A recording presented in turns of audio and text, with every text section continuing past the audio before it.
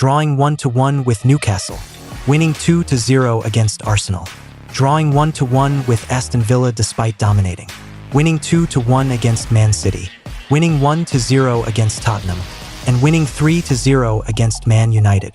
Andoni Iraola has turned Bournemouth into a real phenomenon in the Premier League this season.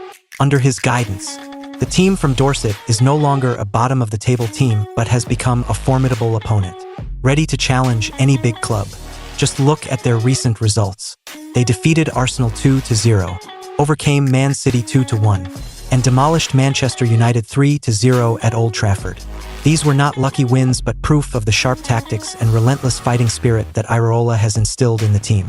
The win against Manchester City was particularly impressive as Bournemouth ended their opponent's 11-month unbeaten streak.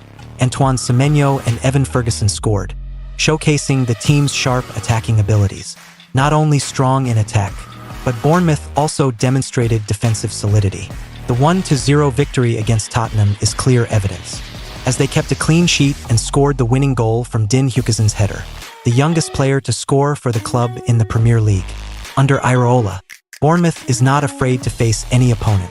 They drew 1-1 with Aston Villa in a game they should have won and, despite losing 0-1 to Chelsea, they created more chances with a higher expected goals (XG) metric, demonstrating their ability to consistently apply pressure.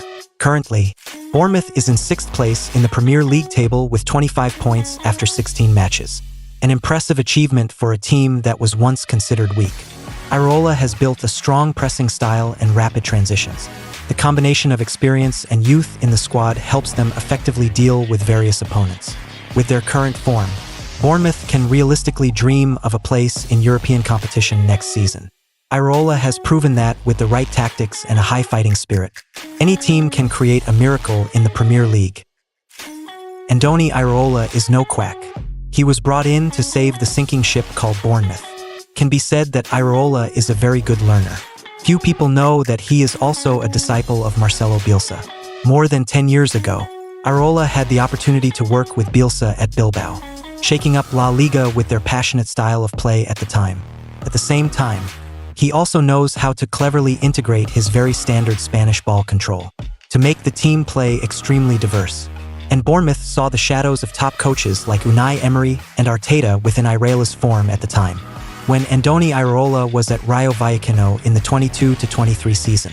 He really turned this team into a phenomenon with a bold and distinctive style of play. What's special is that he does both tasks well, which not every coach is good at: pressing when losing the ball and building a positional play for attack. In defense, Iraola's team is extremely proactive. He turned Rayo into a hunting team, thanks to a relentless, intelligent, and well-organized pressing game. Under him, Rayo is not just a deep-lying 4-4-2 or 4-5-1, but can flexibly switch to high pressing when needed. The players coordinate smoothly, triggering trap situations to win the ball in the middle of the field. Imagine when the opponent is still struggling to circulate the ball. A Rayo midfielder is already ready to take it and start a counterattack. This makes their mark when facing big teams like Real Madrid or Sevilla, where they are not afraid and dare to play fairly. In attack, Iraola shows a modern mindset with the philosophy of positional play. Position-based football. Rayo Vallecano doesn't just pass the ball aimlessly. They try to stretch the opponent's formation, thereby finding the free man. The short passes, interwoven back and forth, seem simple, but are actually waiting for the right moment to explode. It can be seen that Iraola has changed a lot from the slow ball control philosophy after winning the ball at Rayo. He understood that he could not hold the ball with the new group of players in England. He has almost given up some of his positional football to play more directly to help Bournemouth take full advantage of their resources. The brightest spot in Iraola's tactics is still the tight pressing ability. Bournemouth currently leads the Premier League in the number of ball recoveries in all three areas: 342 times in their own half, 332 times in the midfield, and 99 times in the attacking area. Iraola's team not only closes in quickly, but also maintains continuous pressure, forcing opponents to make mistakes. A typical example is Tyler Adams, who put pressure on Tottenham's Dejan Kulusevski and almost helped Bournemouth score. In total, Bournemouth has made 135 high turnovers, winning the ball in the high area this season, ranking 3rd overall. Besides pressing, Iraola also built a style of play based on high intensity of activity. Bournemouth is the team that runs the most in the Premier League with an average of 112.2 kilometers per game. Along with that, they rank second in the number of sprints, 2,554 times, and third in the number of direct attacks with 33 times. Although they have not scored from quick counterattacks, the team's ability to quickly transition is still a powerful weapon. On the attacking front, the diversity in deployment is a highlight. Bournemouth has had 12 players score this season, just one less than the entire previous season. Justin Kluivert and Antoine Semenyo have both made important contributions, with 5 and 4 goals respectively. Centre forward Evan Ferguson, a record signing from Porto, has also shown effectiveness with 4 goals, including taking advantage of mistakes from opponents. He also created an incredible record by earning 3 penalties in just 1 game against Wolves. The defense is also a solid foundation under Iraola. Ilya Zabarnyi, a young Ukrainian center-back, has won the ball 44 times in the defensive area and 33 times in the midfield, leading the Premier League. His accurate interception ability not only helps Bournemouth defend against counterattacks, but also opens up quick transition phases. Left-back Milos Kerkez, only 21 years old, is a standout star with 15 chances from live balls and 10 successful crosses, both in the top 6 of the league. He not only defends solidly but also supports attacks extremely effectively, such as in the win against Man City, where he contributed 2 assists. With an energetic style of play, effective pressing, and tactical diversity, Iraola has created a Bournemouth that is not only interesting but also very uncomfortable, ready to compete in the top of the standings. Bournemouth has been in an arms race not only this season. Looking back at the last 2 transfer seasons, Bournemouth is really making people pay attention. They have not hesitated to spend heavily, spending a total of more than 210 million euros to upgrade the squad. An ambitious move, which can be called a big gamble for this team. But if you look at the way they spend, you can feel a clear calculation, not spending money indiscriminately. Starting from the 22 to 23 season, Bournemouth has spent about 83.10 million euros, bringing in a series of notable names. Ilya Zabarnyi was the most expensive deal, with a fee of 22.7 million euros from Dynamo Kiev, a young and promising center-back who they believe can upgrade the defense.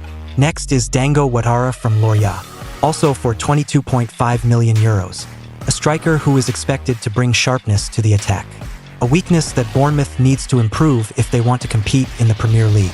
Not to mention Marco Senesi from Feyenoord, 15 million euros, a quality center-back with good reading ability, and Marcus Tavernier, 11.90 million euros from Middlesbrough, who brings creativity to the attack. These names are clearly not the type of purchases just for show, but all have a clear purpose: to improve the squad in each line. Moving to the 23 to 24 season, Bournemouth continued to push investment with the figure reaching 127.29 million euros. Tyler Adams, a defensive midfielder from Leeds for 26.9 million euros, was the biggest signing. This is the type of player with the ability to block and control the midfield area. A crucial link in Bournemouth's system, Alex Scott from Bristol City for 23 million euros is a promising young star. Bournemouth is clearly not only thinking about the present, but also wants to lay the foundation for the future with names like these. Not only spending money, but Bournemouth is also quite smart in keeping people. Over the past 2 seasons, they have hardly lost any key players. The departures were mainly players who were no longer in the plan, such as Junior Stanislas, Jefferson Lerma, or young names sent out to gain experience. However, it cannot be denied that this is a bold move, spending more than 200 million euros in 2 seasons. The pressure on Bournemouth is very great, not only to simply stay in the league, but the team also needs to show clear progress, at least to be able to sneak into the middle of the standings. Otherwise, financial risk will be a big problem, especially with long-term investments in young players. Bournemouth is betting that these signings will reach their full potential in the next few years. But looking at it from another perspective, Bournemouth has reason to be confident. Their reinforcements are very reasonable, spread across all lines. The defense has Ilya Zabarnyi and Marco Senesi. The midfield has Tyler Adams, Traore, and Alex Scott, and the attack has been strengthened with Dango Ouattara and other options. More importantly, Bournemouth seems to have a clear plan instead of buying based on inspiration. The squad has not only been strengthened in quality, but also has depth to face the harsh challenges in the Premier League. So, has Bournemouth prepared for such a rise? Their strategy is to keep the core framework, add players who can make a difference, and at the same time, place faith in young talents. They are not only building the team for the present, but also for the future. But will this be enough to get the Cherries out of the relegation struggle and to a new level? That is a question that only time can answer. However, if you are a Bournemouth fan, you have the right to hope.